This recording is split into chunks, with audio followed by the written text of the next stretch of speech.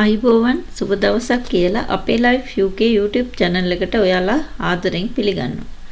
ඉතින් ස්කොට්ලන්ඩ් ගමනේ 3 වෙනි දවස. අපි ආපහු එන දවසේ ඉඳන් අපි උදේම ලෑස්ති වෙලා අපේ බඩු ටික ආපහු පැක් කරා. මොකද හොටෙල් එකේ චෙක් අවුට් එක තිබ්බේ දවල් 12ට. ඒ බඩු ටික පැක් කරලා ඔක්කොම කරලා අපි ගියාම කාලා උදේට ඊට පස්සේ අපි කාල්ටන් හිල් එකට ගියා. ඉතින් කාල්ටන් හිල් එක තිබ්බෙත් අපි නැවතිලා හිටපු හෝටලේ ඉඳන් පිටිපස්සේ කන්දක් උඩ හරිම ලස්සන තැනක්. එතන එඩින්බරා සිටි එක අංශක 360කටම බලා ගන්න පුළුවන්. පුදුම ලස්සන view එකක් තමයි කාල්ටන් හිල් එකට තියෙන්නේ. ඉතින් අපි එතන ගොඩක් වෙලා ගත කරා. වටේම ලස්සන බලලා ෆොටෝස් අරගෙන කොහොම ඉවර වෙලා තමයි අපි ආපහු ආවේ.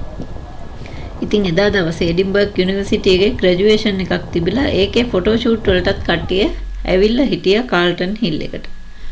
ඉතින් අපි කාල්ටන් හිල් එකෙන් ආපහු එනකොට මගේ යාළුවෙක් හම්බුණා. ඉතින් එයාත් එක්කත් ටිකක් වෙලා අපි ගත කරා එදා දවසේ. ඊට පස්සේ ආ වැඩට ගියා. ඊට පස්සේ අපි සෙන්ට් ජේම්ස් shopping mall එකේ ඇතුලේ තියෙන කොච්චි කියන රෙස්ටුරන්ට් එකට ගියා. මොකද ඒක හරි ප්‍රසිද්ධයි කොත්තු කණ්ඩ.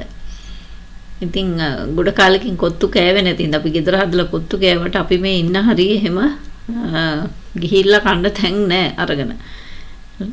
ඉතින් ඒකේ නිසා අපි කොත්තු අරගෙන කණ්ඩ කොච්චි කියන රෙස්ටුරන්ට් එකට ගියා. ඉතින් ඒකෙන් කොත්තු අරගෙන කාලා නගරේ අපි ඇවිද්දා. ඒ ඇවිදිනකොට තමයි අපිට මේ ලව් ලොක්ස් දකින්න ලැබුණේ. මේක පටන් ගන්න තියෙන්නේ පැරිස් වල. ප්‍රංශයේ පැරිස් වලින් තමයි. ඉතින් ආදරේ සංකේතයක් විදිහට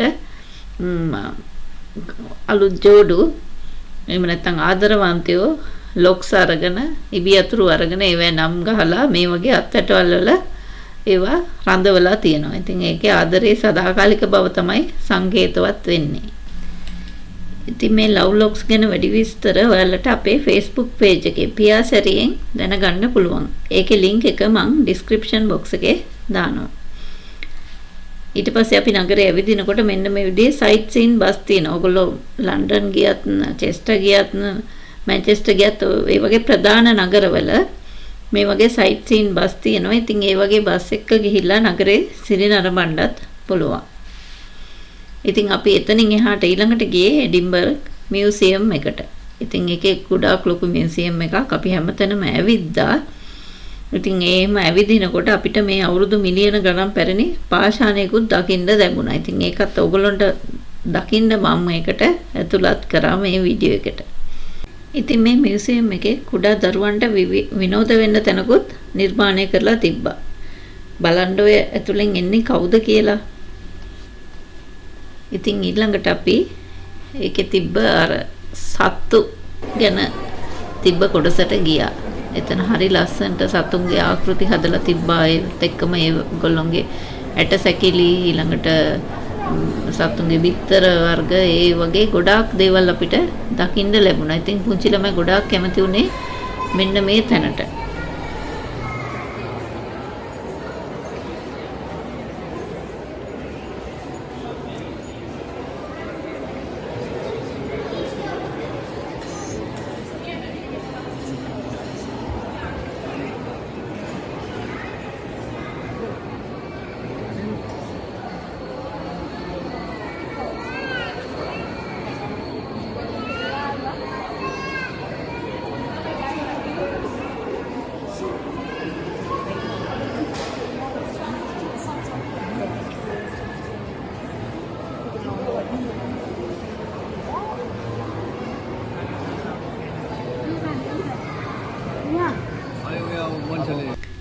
ඊළඟට අපි එතනින් ඇවිල්ලා එළිය ඇවිදින ගමන් ෆොටෝ ෂූට් ගත්තා.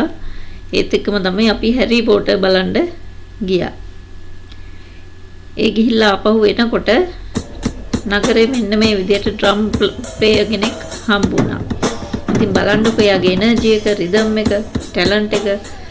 ඉතින් ඒක රස විඳිනවා නම් ඔයාලට කැමති නම් දාන්න යා බොක්ස් එකක් තියලා තිබ්බා මුදල් දෙන්න.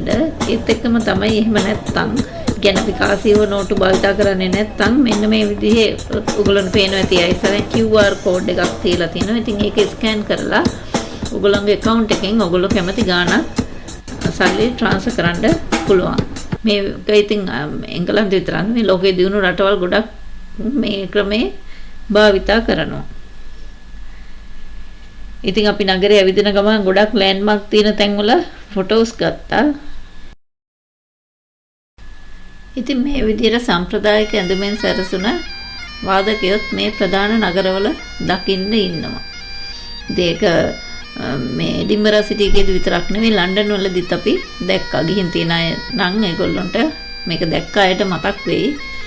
ඉතින් ඒ විදිහට අපි හැම දෙයකම රස විඳලා දැකලා ඊළඟට අපි ස්ටේෂන් එකට ඇවිල්ලා අපේ ගමන නිමා කරන්න ට්‍රේන් එක එනකන් ඉඳලා අපි ආපහු අපේ ගමට ආවා. ඊළඟ දවසේ ඉතින් ආපහු වැඩට යන්න තියෙන නිසා අපි ආපහු අපේ ගමන නිමා කරා. ඉතින් ඔන්න ඔය විදිහට තමයි අපේ දවස් 3ක ස්කොට්ලන්ත චාරිකාව අවසන් වුණේ. ඉතින් තවදුරටත් රැඳිලා ඉන්න අපේ වීඩියෝත් එක්ක ඔයාලට තව ඉස්සරහට ගොඩක් වීඩියෝ මම අරගෙන එනවා. ස්තුතියි.